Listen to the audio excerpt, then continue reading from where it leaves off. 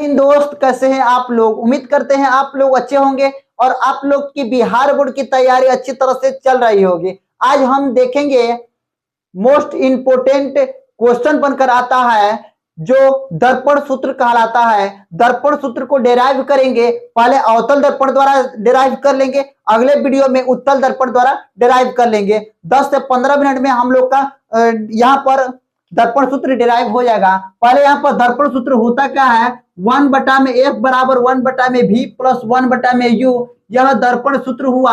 अगर इसके जगह पर माइनस लग जाए तो यह लेंस सूत्र हो जाएगा। इसको अगले चैप्टर में पढ़ेंगे इसको, लेकिन यहाँ पर दर्पण सूत्र को सिद्ध करेंगे।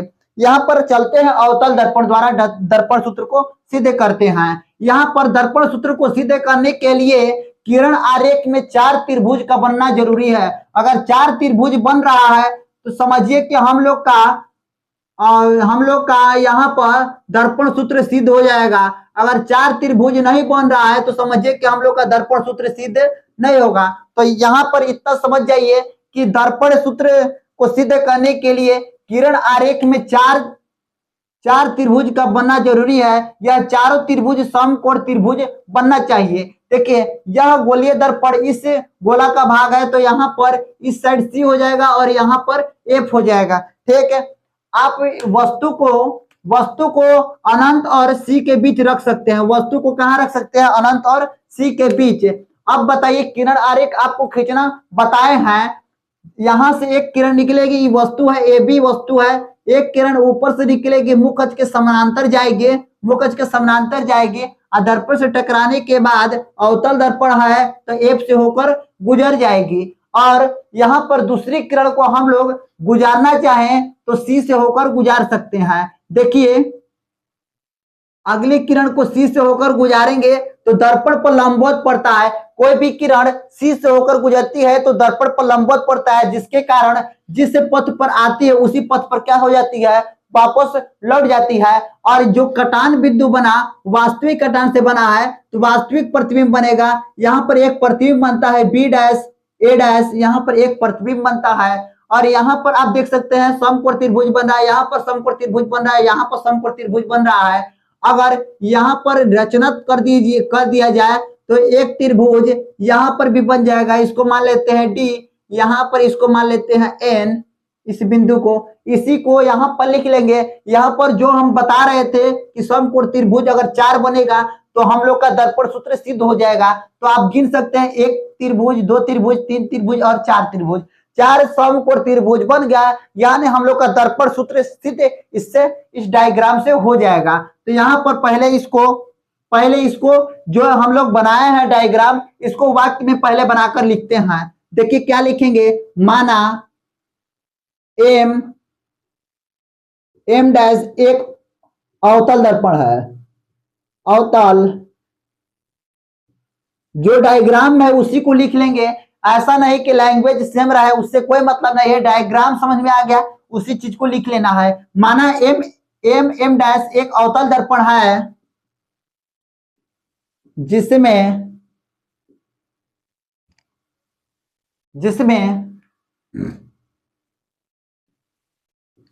ए बी वस्तु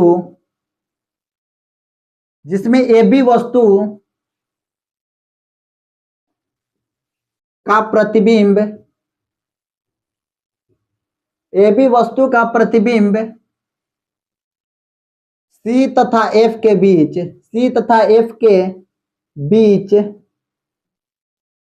बीच ए डैश बी डैश वास्तविक उल्टा और दर्पण के ही ओर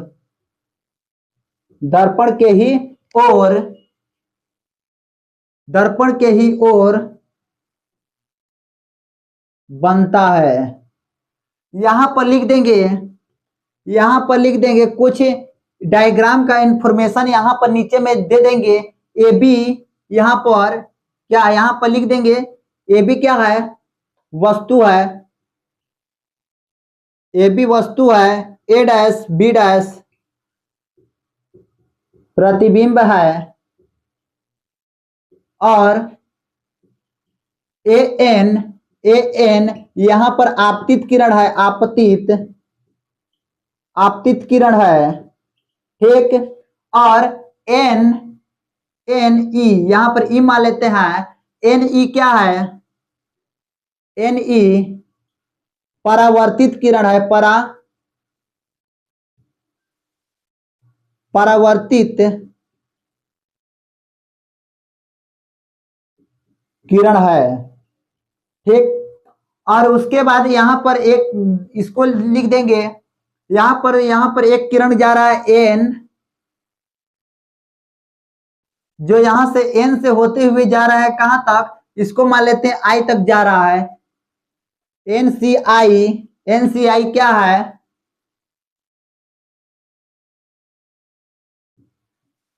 दर्पण पर अभिलंब है, दर्पण पर क्या है, अभिलंब। यानी दो चार इंफॉर्मेशन आप दे सकते हैं, कौन क्या है इसको लिख सकते हैं, ठीक। यहां पर सी क्या है, सी वक्रता केंद्र है, वक्रता केंद्र है। और एफ क्या है, मुख्य फोकस। यहां पर पी बिंदु है, ठीक। अब सीधे चलते हैं, जो रचना क्या है इस रचना को कर लेते हैं, ठीक है। यहां पर रचना में लिखेंगे, रचना क्या किए हैं, एन से एन डी, एन से एन डी मुख्य अक्ष पर एक अभिलंब खींचा, एक लंब डाला, एक क्या कर दिए, लंब डाल दिए।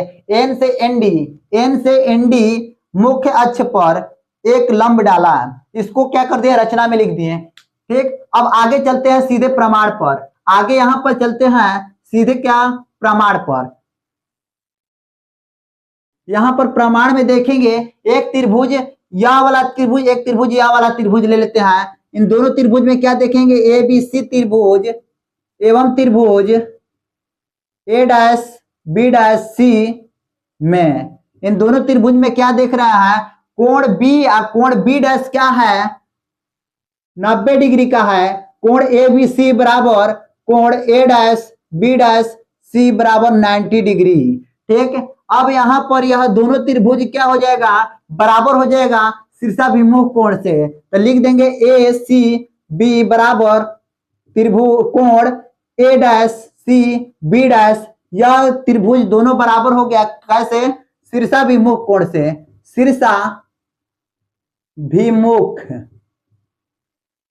शीर्षाभिमुख कोण, यहां पर शीर्षाभिमुख कोण से यह दोनों त्रिभुज क्या हो गया, बराबर हो गया, ठीक है।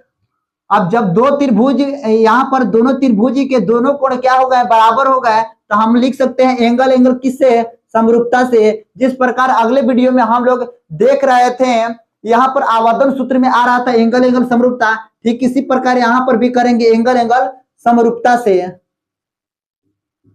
एंगल समरूपता से। जब एंगल समरूपता से हो जाएगा तो दोनों त्रिभुज क्या हो जाएगा, समरूप हो जाएगा। त्रिभुज ए बी सी समरूप त्रिभुज ए डैश बी डैश सी, दोनों त्रिभुज क्या हो गया, समरूप हो गया। हम लोग को पता है कि समरूप त्रिभुज की भुजाएं क्या होती है, समानुपाती होती है, तो यहां पर लिख सकते हैं समरूप त्रिभुज की संगत भुजाएं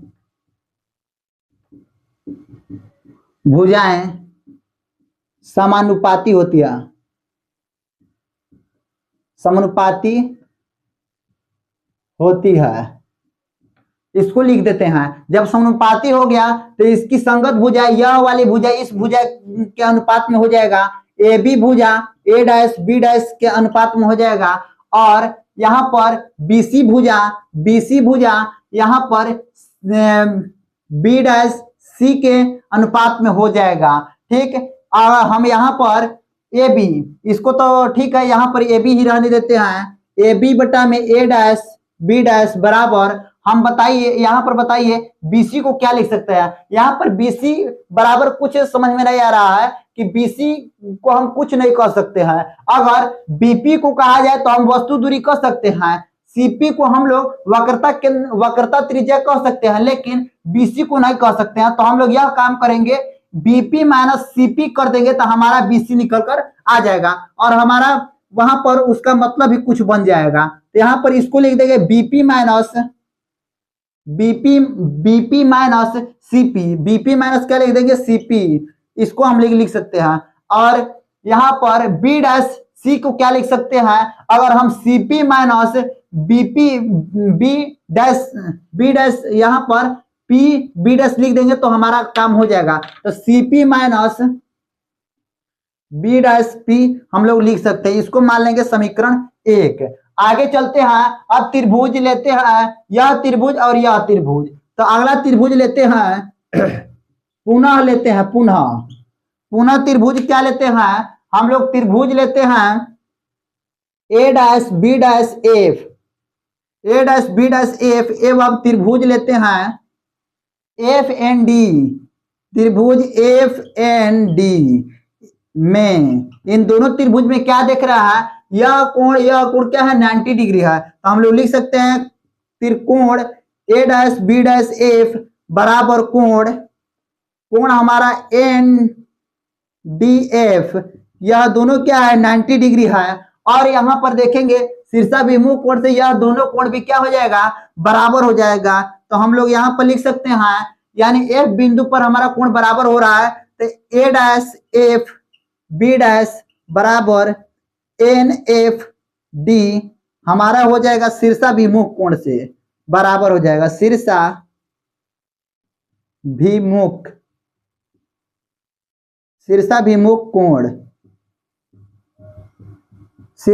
कोण से हमारा दोनों त्रिभुज क्या हो गया, बराबर हो गया। तो यहाँ पर त्रिभुज के दो कोण बराबर हो गए, तो हम लोग लिख सकते हैं एंगल समरूपता से इस चीज को हम लोग लिख सकते हैं। जब एंगल समरूपता से हमारा त्रिभुज क्या हो गया, हमारा यहाँ पर समरूप हो गया, तो इन दोनों त्रिभुज को क्या लिख सकते हैं, इधर का मिटका देते हैं। आप पहले स्क्रीनशॉट इतना का ले लीजिए, हम मिटकाते हैं, इस साइड का मिटका देते हैं, यहाँ का मिटका देते हैं, फिगर नहीं मिटकाएंगे, सारा खेल फिगर का है इसलिए फिगर को नहीं मिटकाएंगे। अगर फिगर आपको समझ में आ गया और फिगर में आप 4 समकोण त्रिभुज बना दिए तो समझ जाइए कि आपका दर्पण सूत्र सिद्ध हो गया। यहाँ पर एंगल समरूपता से हो जाएगा, तो यहाँ पर दोनों त्रिभुज क्या हो जाएगा, समरूप हो जाएंगे। तो हम लोग लिख सकते हैं ए डैश बी डैश एफ समरूप हमारा हो जाएगा त्रिभुज एफ एन डी, ये दोनों त्रिभुज समरूप हो गया।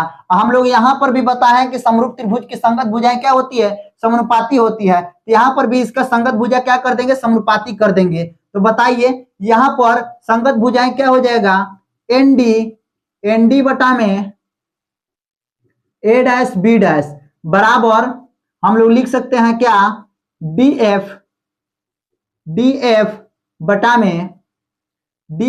में बी डैश एफ लिख सकते हैं। अब इसको समानुपाती करिएगा, संगत भुजाएं को समानुपाती करिएगा तो इसको हम लोग इस तरह लिख सकते हैं दोनों त्रिभुज का। अब यहाँ पर लिख देंगे चूंकि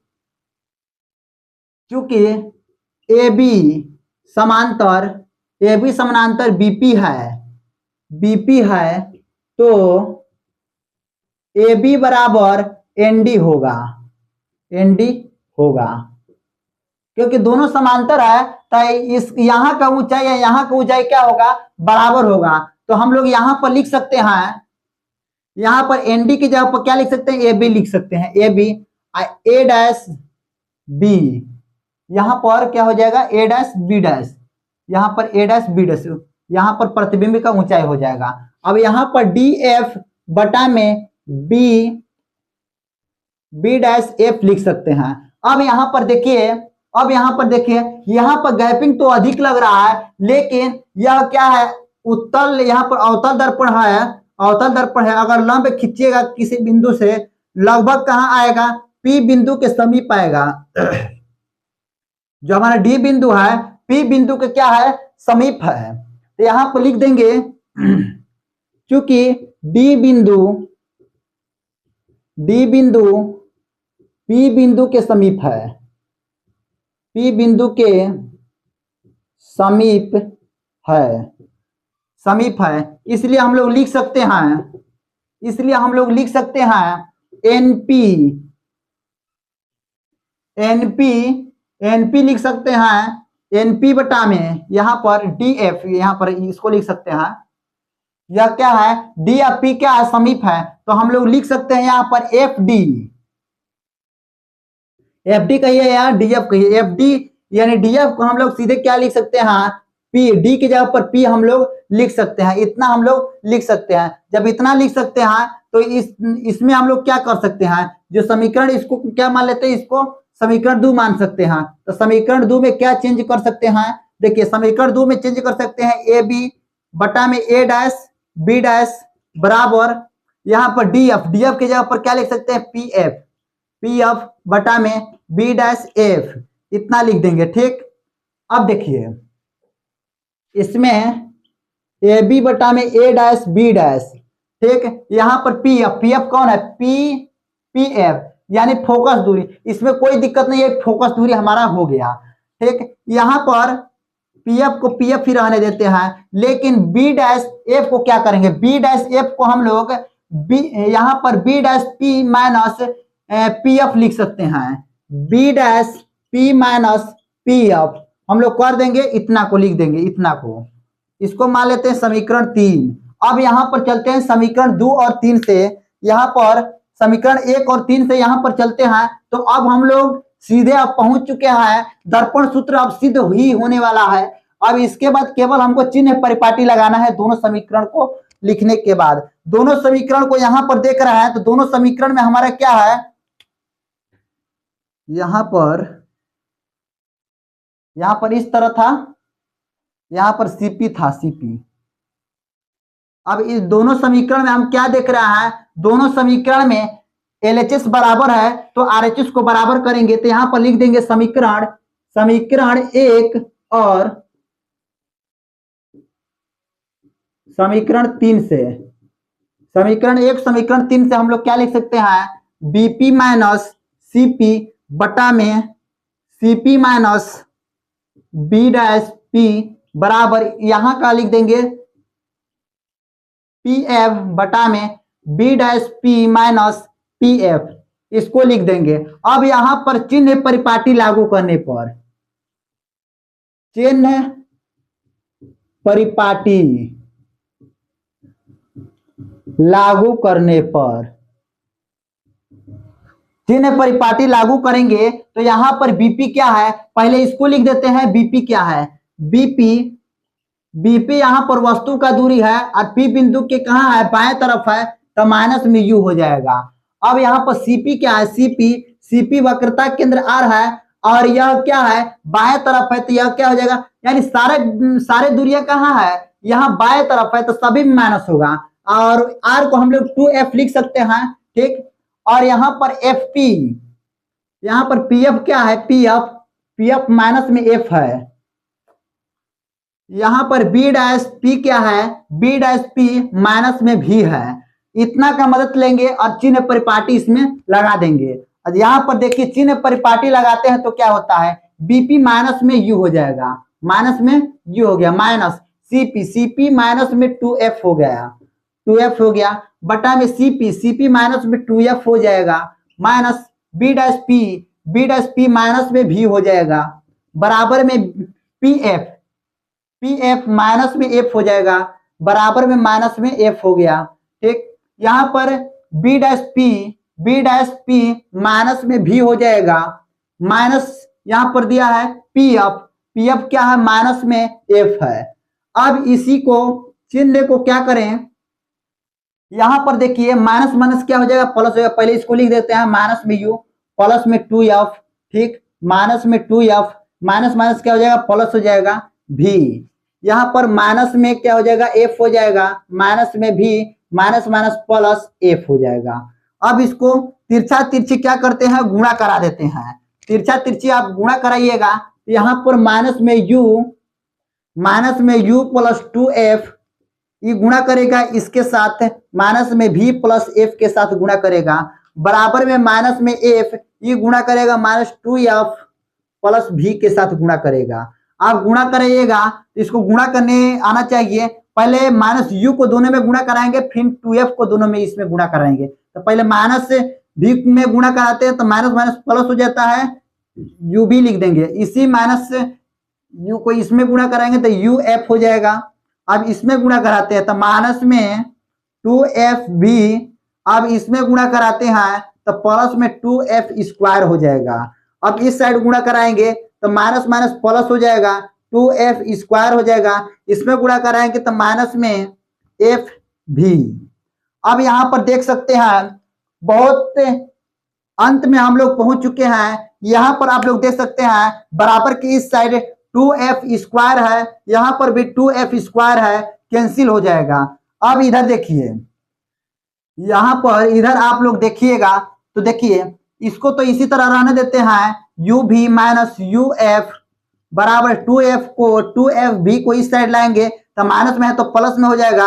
अब माइनस में पहले ही से है f भी, तो अब देखिए u भी माइनस uf बराबर ये इसमें से घटाइएगा तो f भी बचेगा। अब यहां पर क्या करेंगे, दोनों तरफ u भी f से भाग देने पर हम लोग को सिद्ध करना है 1 बटा में f बराबर 1 बटा में v प्लस 1 बटा में u को सिद्ध करना है। तो 1 बटा में लाने के लिए हम लोग क्या करेंगे, दोनों तरफ u भी f से भाग देने पर, दोनों तरफ इससे भाग दे देंगे। जब भाग दीजिएगा तो यहां पर भाग दीजिएगा तो क्या बचेगा, u भी बटा में u भी f माइनस uf बटा में u भी f बराबर f भी बटा में u भी f। अब देखिए यहां पर u भी, यहां पर आप लोग देख सकते हैं u भी कैंसिल हो जाएगा, uf कैंसिल हो जाएगा, f भी कैंसिल हो जाएगा, बचेगा 1 बटा में f माइनस 1 बटा में v बराबर 1 बटा में u। आप यहां को लिख सकते हैं 1 बटा में f बराबर माइनस से इस साइड जाएगा तो प्लस हो जाएगा, 1 बटा में v प्लस 1 बटा में u। यह हम लोग का अवतल दर्पण द्वारा दर्पण सूत्र सिद्ध हो चुका है। उम्मीद करते हैं आप लोग को यह वीडियो समझ में आया होगा। बिहार बोर्ड में 5 नंबर में यह क्वेश्चन पूछ देता है। आप लोग से उम्मीद करते हैं कि बोर्ड में आप अगर क्वेश्चन आ जाता है तो बना देंगे। जय हिंद दोस्त।